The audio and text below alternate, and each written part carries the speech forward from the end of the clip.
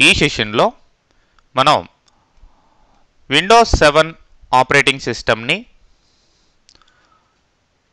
ఏ విధంగా ఇన్స్టాల్ చేయాలి, అది కూడా క్లీన్ ఇన్స్టాలేషన్ ఎలా చేయాలి. క్లీన్ ఇన్స్టాలేషన్ అంటే ఇంతకు ముందర మీ కంప్యూటర్లో ఎటువంటి ఆపరేటింగ్ సిస్టము లేదంటే ఏ సాఫ్ట్వేరు లేదు అనుకున్నప్పుడు హార్డ్ డిస్క్లోకి కొత్తగా ఈ యొక్క విండోస్ 7 ఆపరేటింగ్ సిస్టమ్ని ఏ విధంగా ఇన్స్టాల్ చేయాలి అనే స్టెప్ బై స్టెప్ ప్రొసీజర్నే ఇప్పుడు మనం చూస్తాం. మరి దానికి మీకు కావాల్సిందల్లా బూటబుల్ డివిడి. బూటబుల్ అంటే ఆ డివిడి తోటే కంప్యూటర్ స్టార్ట్ అవుతుందన్నమాట. విండోస్ 7 బూటబుల్ డివిడి అంటే విండోస్ 7 సాఫ్ట్వేర్ కలిగిన డివిడి కావాలి. మరి అది మీ కంప్యూటర్ డివిడిలో ఇన్సర్ట్ చేసి మీరు కంప్యూటర్ని స్టార్ట్ చేయండి. స్టార్ట్ చేసిన తర్వాత మీకు ఇట్లా బూట్ ఫ్రమ్ డివిడి ఇది వస్తుంది. ఓకే, ఇక్కడ సెటప్ అనేది స్టార్ట్ అవుతుంది. సో మీరు జస్ట్ ఎంటర్ ప్రెస్ చేసినట్లయితే ఈ ప్రాసెస్ అంతా బూటింగ్ డివిడి కార్డ్ కానీ సెటప్ కార్డ్ కానీ జస్ట్ ఎంటర్ ప్రెస్ చేసి ఈ ప్రాసెస్లోకి వచ్చేయండి. స్టార్టింగ్ విండోస్ అని ఫస్ట్ యొక్క విండోస్ లోగో చూపిస్తుంది, ఆపరేటింగ్ సిస్టమ్ యొక్క లోగో. తర్వాత ఇక్కడ మీకు లాంగ్వేజ్, ఏ లాంగ్వేజ్ మనం యుఎస్ ఇంగ్లీష్ జనరల్గా తీసుకునేది, ఇక్కడ యూకే ఇంగ్లీష్ అని చూపించారు, యుఎస్ ఇంగ్లీష్ తీసుకోండి. అట్లనే కీబోర్డు అవంతా కూడా యుఎస్ ఇంగ్లీషే తీసుకోండి. Okay, install now not repairing. So కంపల్సరీగా ఇన్స్టాల్ నౌ అనేది తీసుకోండి.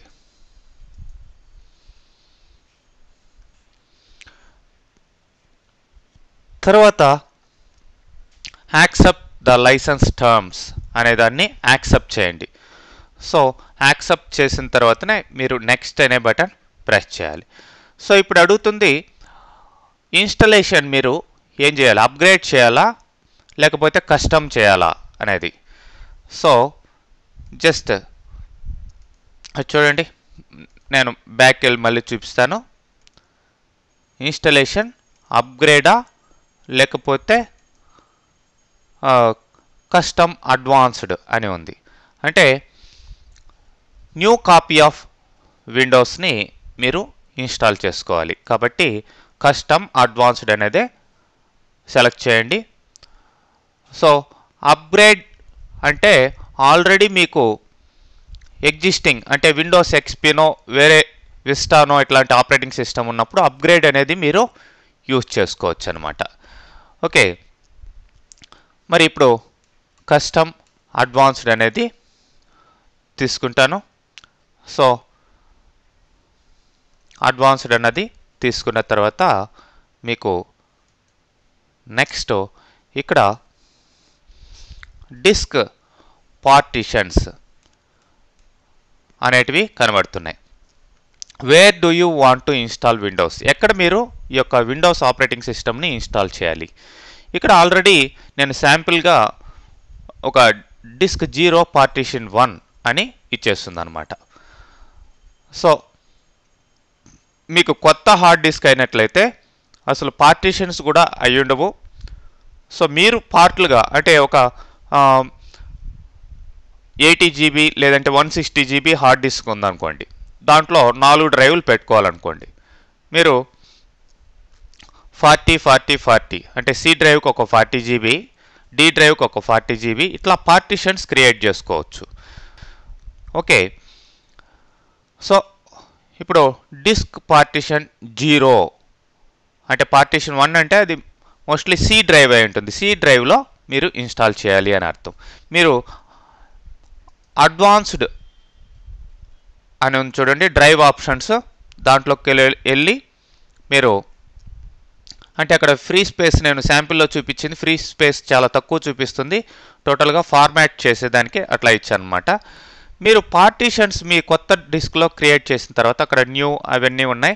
ఆ పార్టిషన్స్ క్రియేట్ చేసిన తర్వాత ఒక్కొక్క పార్టిషన్ ఏం చేయాలి, మీరు ఫార్మాట్ చేయాలి. ఫార్మాట్ చేసినప్పుడు ఏమవుతుందంటే ఆ డిస్క్లో ఉన్న ఇన్ఫర్మేషన్ మొత్తం క్లియర్గా, అంటే ఇప్పుడు ఆల్రెడీ నేను అక్కడ చూపిస్తున్న ఎగ్జాంపుల్లో అయితే ఆల్రెడీ దాంట్లో ఇన్ఫర్మేషన్ ఉంది ఆ డిస్క్లో, కాబట్టి ఫార్మాట్ చేసినప్పుడు ఏమవుతుంది, క్లియర్గా మీకు మొత్తం పోతుందన్నమాట. దాంట్లో ఉన్న ఇన్ఫర్మేషన్ మొత్తం పోతుంది. ఓకే, చూడండి ఇప్పుడు ఫ్రీ స్పేస్ చూడండి, ఫార్మాట్ చేసిన తర్వాత 9.9 GB అంటే 10 GB అయితే 9.9 GB అంటే అది సిస్టమ్ కొద్దిగా ఎక్స్ట్రా స్పేస్ని పక్కన పెడుతుంది. ఓకే, దాంట్లో ఎటువంటి ఇన్ఫర్మేషను ఉండదు. ఆ డిస్క్కి సంబంధించిన ఇన్ఫర్మేషన్ దాంట్లో అది సిస్టమ్ వాడుకుంటుంది కాబట్టి ఆ కొంత ఏ డిస్క్లో అయినా సరే ఎగ్జాక్ట్ ఫ్రీ స్పేస్ అనేది రాదనమాట. మొత్తానికి ఒక్కొక్క పార్ట్ని మీరు క్రియేట్ చేసిన పార్ట్లని ఏం చేయాలి, ఫార్మాట్ చేసుకోవాలి. కొత్త డిస్క్ అయితే కనుక ఆల్రెడీ డిస్క్లో ఇన్ఫర్మేషన్ ఉంటే ఫార్మాట్ చేస్తే ఏమవుతుందంటే ఒక 1 by 1 ఏ పార్టీషన్ అయితే మీరు ఫార్మాట్ చేశారో దానికి కంప్లీట్గా దాంట్లో ఉండే డేటా మొత్తం పోతుంది, క్లియర్ అయిపోతుంది. ఓకే, తర్వాత మీకు నెక్స్ట్ అని ఇచ్చిన తర్వాత ఇన్స్టాలింగ్ విండోస్ అని స్టెప్ బై స్టెప్ ఆ యొక్క ఇవంతా కూడా ఇన్స్టాల్ కావడం జరుగుతుంది. ఈ ఇన్స్టాలేషన్ టైంలో చాలాసార్లు కంప్యూటర్ రీస్టార్ట్ కావడము, ఫ్లిప్ కావడం ఇవన్నీ జరుగుతాయి. ఓకే, ఆ ప్రాసెస్ అంతా అయిన తర్వాత ఇట్లా విండోస్ ఫైనల్గా రీస్టార్ట్ అవుతుంది. Okay,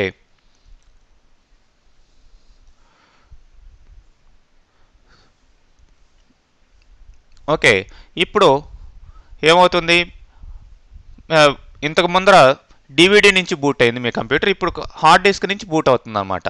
setup will continue after restart అన్నప్పుడు ఇప్పుడు boot from CD or DVD అని వచ్చింది. అది కాకుండా ఇప్పుడు దేని నుంచి బూట్ ఫ్రమ్ సిడి డివిడి అంటే అక్కడ ఇచ్చిన ఆప్షన్ ద్వారా ఇది కావచ్చు. ఇప్పుడు మన హార్డ్ డిస్క్ నుంచి బూట్ కావాలి కాబట్టి హార్డ్ డిస్క్ నుంచి బూట్ అయ్యాం.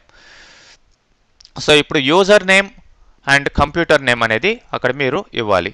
యూజర్ నేమ్ అంటే మీరు లాగిన్ అయ్యేటప్పుడు వస్తుంది మీ ఆ పేరు కొత్తగా యూజర్ క్రియేట్ అయ్యి, ప్లస్ కంప్యూటర్ నేమ్, కంప్యూటర్కి అంటే ఒక 10 కంప్యూటర్లు ఉంటే ఆ 10 కంప్యూటర్లో అన్నీ కూడా నెట్వర్క్లో కనెక్ట్ అయి ఉన్నాయి అనుకుందాం.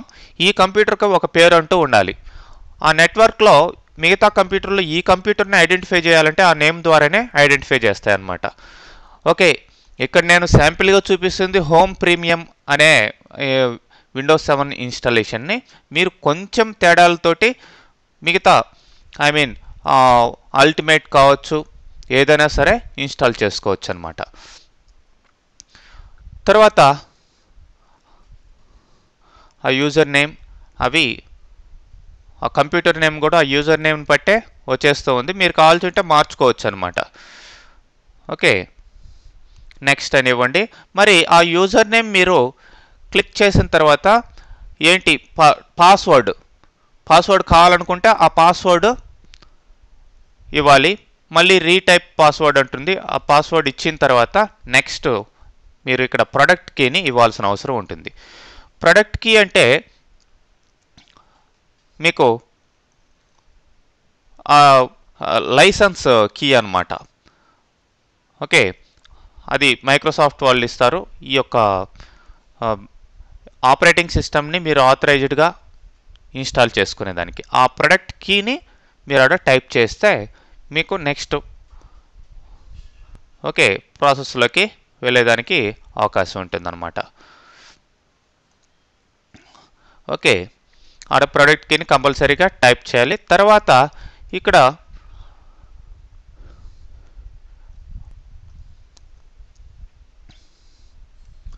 త్రీ ఆప్షన్స్ ఉన్నాయి, protect your computer and improve Windows automatically అనేది, యూజ్ రికమెండెడ్ సెట్టింగ్స్ అనేసి ఇచ్చేస్తాయండి. ఓకే,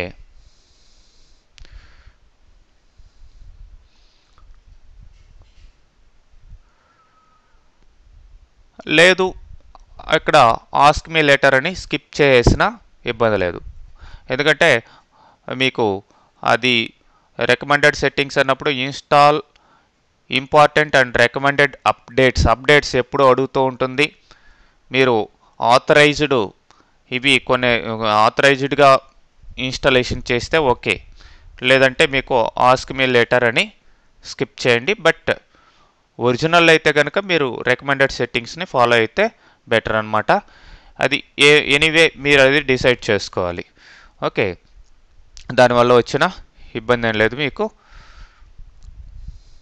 తర్వాత మీకు ఇక్కడ టైం జోన్ అడుగుతుంది. టైం జోన్ మీరు ఇండియన్ టైమింగ్స్ ప్రకారం అయితే అక్కడ టైం జోను బాంబే, కల్కట్టా, ముంబై, కోల్కతా, ఢిల్లీ, చెన్నై అని ఉంటుంది. ఆ లొకేషన్ని సెలెక్ట్ చేసుకోండి టైం జోన్. ఓకే, తర్వాత మీరు ఆ యొక్క డేట్ టైమ్ అడ్జస్ట్మెంట్స్ ఏమన్నా చేసుకునే పని అయితే చేసుకోవచ్చు అనమాట. తర్వాత నెక్స్ట్ ఇచ్చి ఇక్కడ select your computers current location అంటే ఎక్కడ ఉంది, హోమ్ నెట్వర్కా, పబ్లిక్ నెట్వర్కా, అంటే హోమ్ నెట్వర్క్ అంటే లోకల్ ఏరియా నెట్వర్క్కి కనెక్ట్ అయి ఉందా లేకపోతే ఇంకేదన్నా నెట్వర్క్కి కనెక్ట్ అయి ఉన్నదా అనేది ఇవ్వాలి. మీరు బేసిక్గా హోమ్ నెట్వర్క్ సెలెక్ట్ చేసుకోండి. అంటే లోకల్ ఏరియాలో ఒక 10 కంప్యూటర్స్కి కనెక్ట్ అయి ఉంది అనుకోండి. అప్పుడు మీరు ఏమి షేర్ చేయాలి మిగతా వాటికి అనేది ఇక్కడ డిసైడ్ చేసుకోవచ్చు. సో అంటే మీకు వేరే కంప్యూటర్ నెట్వర్క్లో లేకపోయినా కానీ హోమ్ అనేది సెలెక్ట్ చేసేయండి. ఒకవేళ వేరే సిస్టమ్ ఏదన్నా తర్వాత తెచ్చినా కానీ ఇది షేరింగ్ ఇచ్చేదానికి రెడీగా ఉంటుందన్నమాట. ఇక్కడ మీరు గమనించవచ్చు, select what you want to share, ఏం షేర్ చేయాలి, పిక్చర్లు, వీడియోలు, మ్యూజిక్, ప్రింటరు, ఇంకా కావాల్సింటే డాక్యుమెంట్స్, ఇంకా ఎక్కువ కావాల్సింటే మళ్ళీ మీరు సపరేట్గా షేర్ చేసుకోవచ్చు. మరి ఇక్కడ పాస్వర్డ్ కూడా ఇవ్వచ్చు. వేరే వాళ్ళు షేర్ చేసుకునేదానికి వాళ్ళప్పుడు ఆ పాస్వర్డ్ టైప్ చేస్తేనే షేర్ అవుతుందన్నమాట. ఓకే, తర్వాత ఓకే ఫైనలైజింగ్ యువర్ సెట్టింగ్స్ అని వస్తుంది. Preparing desktop.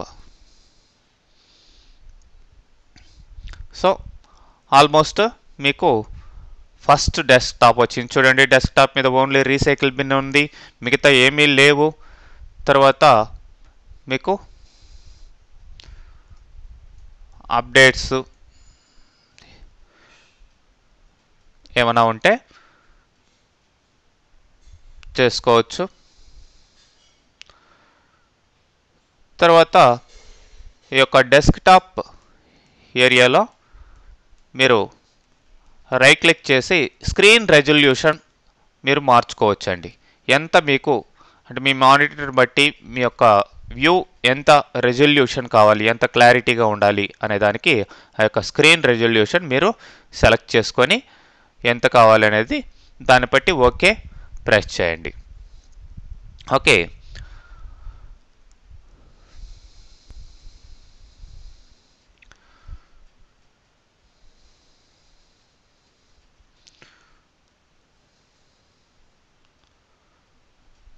సో ఇట్లా కంప్లీట్గా మీరు విండోస్ 7ని ఇన్స్టాల్ చేసుకోవచ్చు. అయితే ఇక్కడ ఆల్రెడీ ఎక్స్పీ ఆపరేటింగ్ సిస్టమ్ ఉంది.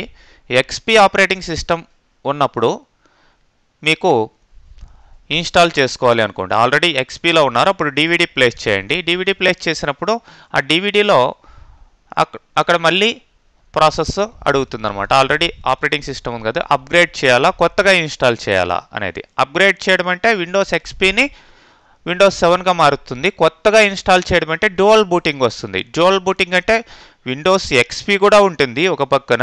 అంటే మీరు స్టార్ట్ చేసేటప్పుడు ఆప్షన్స్ అడుగుతుందన్నమాట. విండోస్ ఎక్స్పీ తోటి స్టార్ట్ కావాలా లేదంటే విండోస్ 7 తోటి స్టార్ట్ కావాలన్నది, దాన్నే డ్యూయల్ బూటింగ్ అంటాం. ఓకే, అలాంటప్పుడు మీరు కొత్త లొకేషన్ సెలెక్ట్ చేసుకున్నారనుకోండి. సి డ్రైవ్లో విండోస్ ఎక్స్పీ ఉంది, డి డ్రైవ్లో విండోస్ 7ని ఇన్స్టాల్ చేయండి.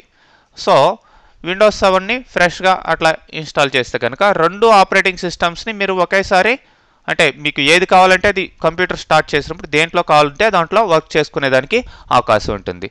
లేదంటే కనుక ఇంకా సింపుల్ ప్రాసెస్ మీకు అక్కర్లేదు, విండోస్ ఎక్స్పీ అక్కర్లేదు, విండోస్ 7కి అప్గ్రేడ్ చేసుకుందాం అనుకున్నప్పుడు విండోస్ 7 అప్గ్రేడ్ ఆప్షన్ అడుగుతుంది. సింపుల్గా అప్గ్రేడ్ అని ఇచ్చేసేయండి. సో ఆటోమేటిక్గా విండోస్ 7 ఉన్నా కానీ లేదంటే ఇంకా విండోస్ విస్టా ఉంటే క్విక్గా అప్గ్రేడ్ అయిపోతుంది అనమాట. ఎందుకంటే చాలా ఫీచర్స్ విండోస్ విస్టాలో ఉన్నట్టువే విండోస్ 7లో ఉంటాయి కాబట్టి తొందరగా అప్గ్రేడ్ అయిపోతుంది. ఆ విధంగా మీరు అప్గ్రేడ్ చేసుకోవచ్చు, డ్యూయల్ బూటింగ్ పెట్టుకోవచ్చు, లేదంటే ఇప్పుడు చెప్పిన విధంగా క్లీన్గా కొత్తగా ఇన్స్టలేషను చేసుకోవచ్చు అనమాట. అయితే సేమ్ వేలో మీరు సెలెక్ట్ చేసుకున్న సింపుల్ ఆప్షన్స్ని బట్టి ఆ యొక్క స్క్రీన్ అవి ఇవి మారుతుంటాయి, కానీ పెద్ద క్రిటికల్ చేంజెస్ అంటూ నేను చూపించిన దానికి పెద్దగా ఏమీ మార్పులు చేర్పులు ఉండవు అనమాట. దాన్ని బట్టి మీరు ఎట్లా కావాలంటే అట్లా ఇన్స్టాలేషన్ మీరు చేసుకోవచ్చు, స్టెప్ బై స్టెప్ ఫాలో అవుతూ. ఓకే.